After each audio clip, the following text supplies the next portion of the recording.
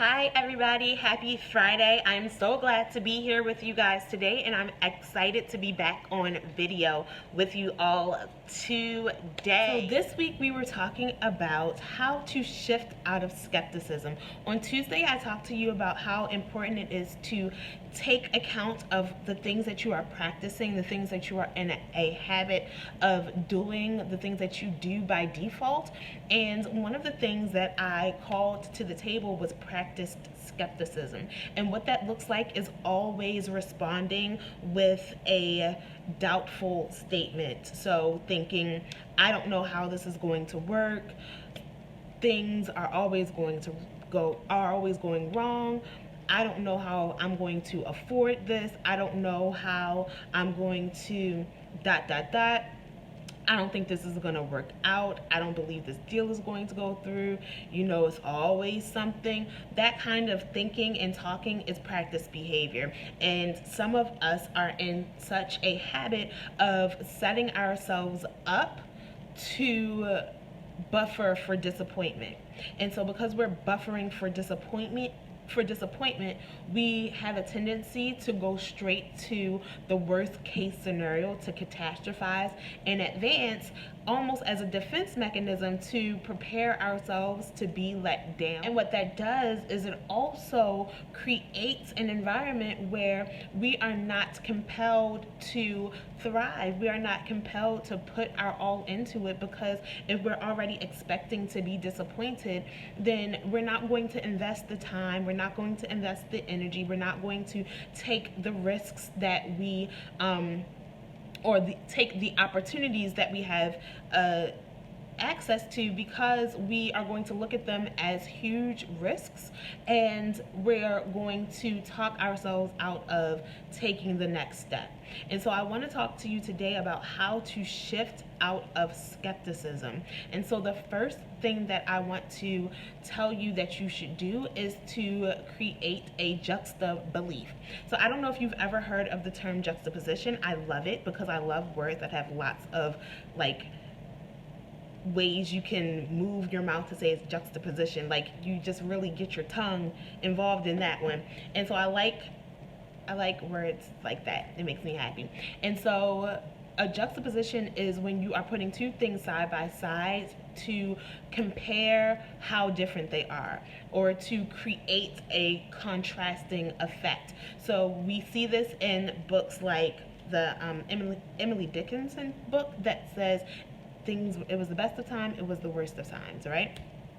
And so we see that she's creating this juxtaposition where you get the understanding that things were good, but also things were really bad. And you get the understanding that there are good things at surface level maybe, but then the underbelly is things are a staring. And so what I want you to do when you are trying to shift out of feeling skeptical is to create a contrasting belief. And what that is going to do is that is going to neutralize the skepticism. And the way that you want to do this is by creating a yes and effect. So that looks like, I don't know how to do this, and I know I'm capable of figuring it out. I don't know where my resources are going to come from, and I know that God is my provider. I don't know if this deal is going to go through, and I know that what is for me, no man can take away from me. And so when you're doing these juxta beliefs, you are creating a neutral zone that makes it safe for your brain to make the shift.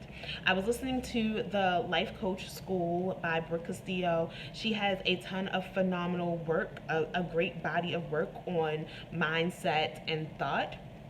And on a podcast that she did recently, she was talking about neutralizing your thoughts. And so she has a whole different technique of how she goes about neutralizing her thoughts. And if you are interested in learning that technique, then I recommend that you go and listen to her podcast. It's called The Life Coach School. And the titles are right on there. And so you'll see what is what, and you'll be able to figure out pretty easily which episode I'm talking about. But the benefits of neutralizing your beliefs is because sometimes it's really difficult for us to jump from what we are currently believing is true to what we want to believe, right? And so a lot of us will use things like affirmations to try to rewire our brain and rewire our mindset so that we are thinking in a different way. However, if you aren't believing the affirmations, if you aren't believing that those things are true, then what's really happening is, instead of truly making the leap from what you currently believe to what you want to believe, what your brain is having to do is it's having to fight the old belief. And so when you create a neutral belief, or when you neutralize your belief, your brain doesn't have to do the work of fighting that old belief, and it can just kind of ease into working your way up to fully believing the full belief. And so you are currently believing you can't do this because you haven't done it yet. And you're living in the results of having not done it yet. You're living in that circumstance. So you have evidence that proves to you regularly that you cannot do it. Now, what you want to believe is, I am capable of doing it. And so it's really hard for you to jump from I can't do this to I am capable of doing this, or even I can do this, when you are currently every day looking around you and seeing evidence that you are not capable of doing it. And so what we want to do is we want to neutralize that belief by saying, I can't do this, and I can do all things through Christ who strengthens me. I can't do this, and I can figure out how to do it. I can't do this, and I know someone who I can pay to do it for me. And so you want to figure out a way to neutralize that belief so that you can stop fighting it in your head to say, well, I can do it, when everything around you is telling you, no, you can't. You don't want to spend your energy fighting off that belief or trying to make your mind believe something that it's not seeing evidence of right now. And so you're going to ease your way into that. And the reason that you want to do that is because you want to be saving your brain power, and you want to be saving your energy for actually coming up with solutions, for actually creating favorable results for yourself, and not exhausting your brain by having to battle with what is and what you want to be. The second thing that I want you to do is I want you to go see what can happen. Now, I don't know if you guys used to watch America's Next Top Model, but I used to watch it all the time when I was younger. And one of the things that Tyra would have the girls do is to go on a go-see. And a go-see is basically when you go to these different agencies and see if they are interested in taking you on as a client.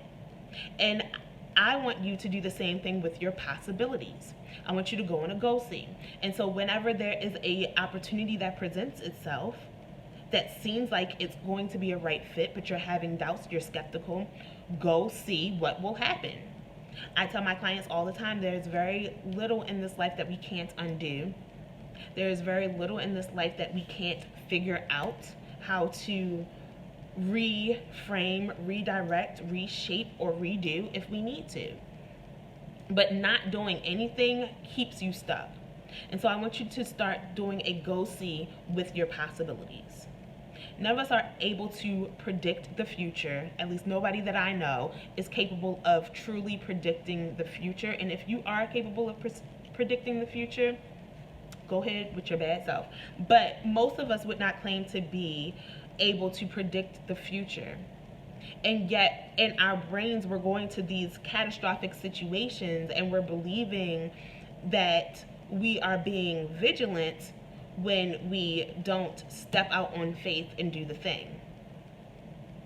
What we forget is that God also allows us to get a sneak peek at our possibilities by implanting us with vision and with dreams and with desires to do certain things. And so a lot of you who are trying to do a thing have already seen in your mind's eye what the thing could become. And so that is evidence of your possibilities. That is evidence of what you are capable of creating, of doing, of putting out into the world. It's evidence of what people are waiting for.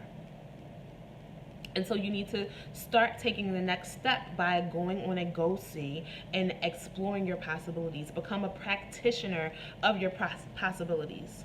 Start practicing possibility over practicing skepticism. I hope this was helpful for you guys today. I hope that you guys are really enjoying this Follow-Up Friday series. If it is helpful to you, definitely drop me an email and let me know so that I can know that this is serving you well. If you have any questions specifically and want to email me those, you are free to do that. You can email me at opportunity@launchpadbaltimore.com or hello@launchpadbaltimore.com. Either one will come to me. You can also reach out to me for a consultation or an Unstuck Starter session, which is a session where I take you through a process to help you figure out what it is exactly that is keeping you stuck, and we work on creating a plan to get you started.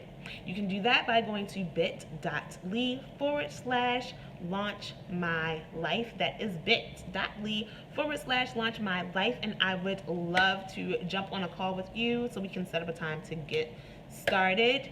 And that is all that I have for you today. Have a great weekend, and I will see y'all next week. All right, guys, bye.